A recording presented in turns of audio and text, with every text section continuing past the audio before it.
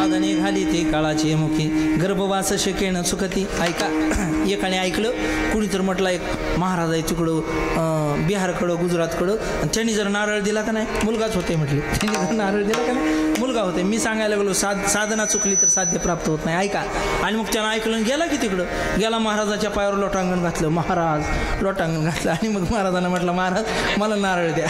महाराज म्हटले कशासाठी? मला पुत्रप्राप्ती हवे. महाराजांनी त्याला नारळाला हळद कुंकू वगैरे लावला मंत्र वगैरे म्हटला आणि त्याला नारळ दिला. सांगितलं नारळ फोड पाणी पी नारळ खा ये पुढच्या वर्षी भेटायला तुला मुलगाच होणार.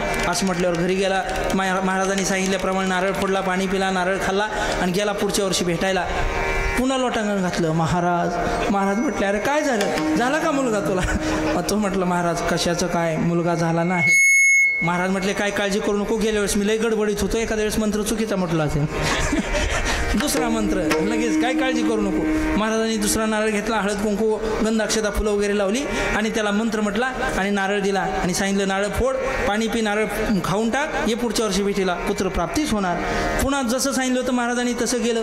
पुन्हा तिसऱ्या वर्षी गेला महाराजांना भेटायला घातलं लोटांगण. महाराज म्हटले अरे काय झाला का मुलगा?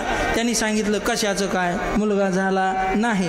असं म्हटल्यावर महाराज म्हटले का रे मला एक शंका येते मला नेहमी सगळे लोक भेटायला येतात ते जोडी जोडीने येतात तू नेहमी एकटा कसा काय येतो? तो म्हटलं माझं लग्न झालं नाही महाराज. घ्या आता विवाह झाला नाही तर पुत्रप्राप्ती कशी होणार? साधना चुकली तर साध्य कसं प्राप्त होणार? विठ्ठल